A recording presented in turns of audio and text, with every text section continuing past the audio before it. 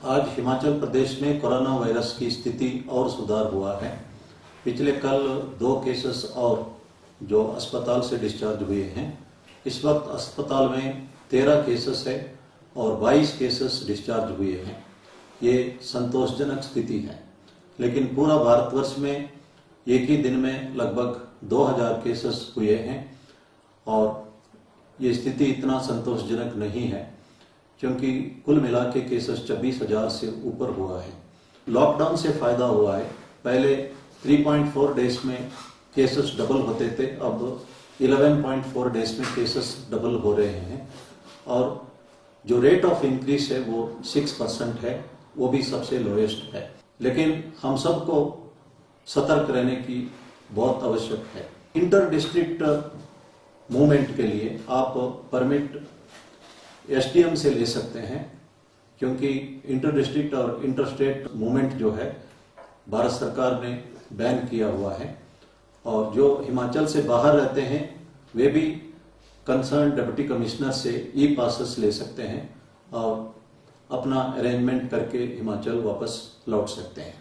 जो curfew relaxation hours दिया है उसका बढ़ाया गया है। उसका ये मतलब नहीं है कि आप लगातार 4 घंटा बाहर ही रहना है, अपना काम पूरा होते ही वापस लौटना है।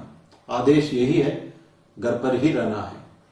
और जो सीनियर सिटीजन्स है उनका भी भारत सरकार ने आदेश दिया घर के अंदर ही रहे और जैसे अर्ली मॉर्निंग वॉक के लिए छूट दी गई है, लेकिन जिनको मेडिकल एडवाइस दिया वही बाहर निकले, जो सीनियर सिटीजन्स, और बाकी सीनियर सिटीजन घर के अंदर ही रहना उचित रहेगा। ये भारत सरकार का आदेश भी है। अगर आप अपने ऑफिस या घर में एसी चलाना चाहते हैं, सरकार का डायरेक्शन है कि 24 डिग्री से 30 डिग्री के बीच में एसी रखिए और कमरे के अंदर वेंटिलेशन रखिए। ह्यूमिडिटी 40% से 70% होना चाहिए। उसके लिए आप एक पानी का पैन भी कमरे के अंदर रख सकते हैं और जहां तक हो सके एसी को अवॉइड करिए। और जो क्वारंटाइन जिन्होंने कंप्लीट किया है वे सतर्क रहने की आवश्यकता है, क्योंकि पॉजिटिव केसेस में भी नेगेटिव होने के उपरांत फिर पॉजिटिव आ जाता है और जो केसेस नेगेटिव पाने के उपरांत फिर पॉजिटिव क्वारंटाइन में रहते वक्त भी हुआ है। इसलिए कुछ भी संभावना है, सतर्क रहना हम सबका फर्ज है। भारत सरकार ने बार्बर शॉप खोलने की इजाजत नहीं दी है। मध्य प्रदेश में एक बार्बर ने अपना शॉप खोली और 6 लोगों को संक्रमित किया है। इसलिए हम सबको भारत सरकार का इन आदेशों का पूर्ण रूप से पालना करना है। ये एक सुनहरा मौका है बच्चों के लिए पढ़ाई करने का। ये कहा जाता है कि opportunity and time if lost is lost for ever. समय और मौका खोना नहीं चाहिए। खासतौर पर जो बच्चे +2 में पढ़ते हैं उनके लिए सुनहरा मौका है। पेरेंट्स अगर हो सके तो बच्चों को पढ़ा सकते हैं। अगर नहीं पढ़ा सकते हैं तो कम से कम बच्चों को पढ़ाने के लिए एनकरेज कर सकते हैं। और ये भी कहा जाता है कि a student is judged not only by the company that he keeps but also by the company that he avoids. जो बुरी चीजों से दूर रहना जरूरी है।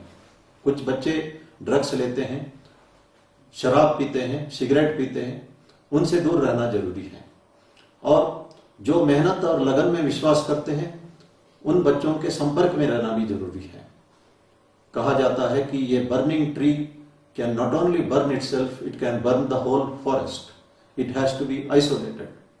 ए tree with fragrant flowers can send the fragrance across the forest. कुछ अच्छे बच्चे हैं, अपना कामयाबी हासिल करके पूरे समाज को अच्छा संदेश भी देते हैं। 2 रुमाल है, एक रुमाल में अगर हम लहसुन को बांधेंगे, दूसरे में गुलाब के पंखुड़ियों को बांधेंगे, इसका स्मेल अलग अलग होगा। एक को स्मेल को हम सह सकते हैं, दूसरा स्मेल हम नहीं सह पाएंगे। लेकिन दोष रुमाल का नहीं है, दोष संग का है। इसलिए बच्चों को अच्छे बच्चों से ही संपर्क रखना चाहिए। अच्छा संगत से अच्छा रिजल्ट मिल सकता है। और साथ में मैं ये भी कहना चाहता हूं, जिनके बच्चे अगर ड्रग्स या शराब या सिगरेट का सेवन करते हैं, उसको वो एक परमानेंट बीमारी नहीं है, उसे अवॉइड कर सकते हैं, उससे छुटकारा पा सकते हैं और उसके लिए डी एडिक्शन सेंटर में जाके इलाज करा सकते हैं। लेकिन ये बात छुपाना नहीं चाहिए और जो डी एडिक्शन सेंटर का फायदा उठाना चाहिए। मैं पेरेंट्स से ये भी अनुरोध करना चाहता हूँ कि बच्चों को सोशल डिस्टेंसिंग के बारे में, मास्क पहनने के बारे में और हैंड वॉश तथा अन्य हाइजीनिक प्रिकॉशंस के बारे में समझाए। और मैं बहुत पेरेंट्स को जानता हूँ जो बच्चों के एग्जाम टाइम में कई महीने छुट्टी लेके बच्चों के साथ रहते हैं, बच्चों को पढ़ाते हैं, जो नहीं पढ़ा सकते हैं बच्चों को पढ़ाने के लिए प्रोत्साहन करते हैं। आप लोगों के लिए एक सुनहरा मौका मिला है, सरकार के आदेशानुसार आपको घर पर ही रहना है। मैं चाहता हूं कि ये सुनहरा मौके का फायदा सारे पेरेंट्स उठाए और बच्चों को पढ़ाई में मदद करें। इस संदर्भ में मैं ये भी कहना चाहता हूं कि भारत सरकार ने national digital library of India launch किया है और इसमें 3,82,00,000 किताबें उपलब्ध है। आप घर बैठे आराम से इन किताबों को पढ़ सकते हैं।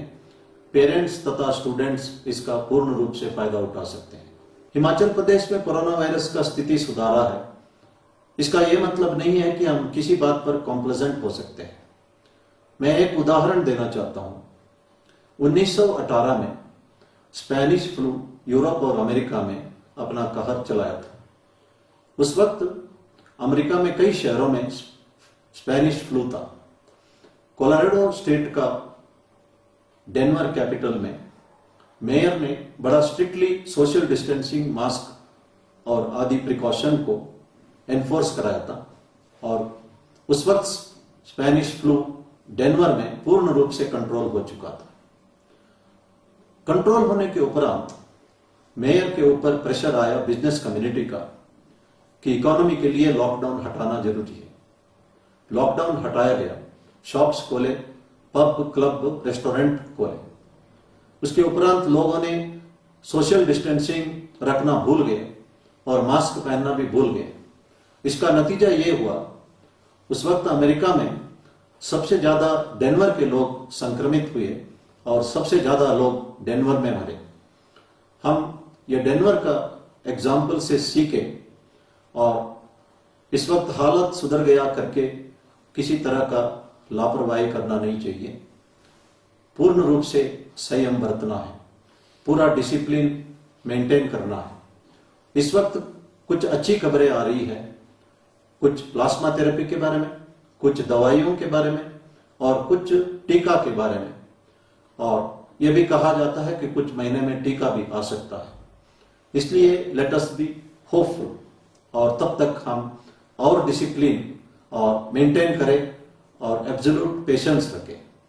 मुझे पूर्ण विश्वास है अगर डिसिप्लिन और पेशेंस से हम इस महामारी को हरा सकते हैं। धन्यवाद। जय।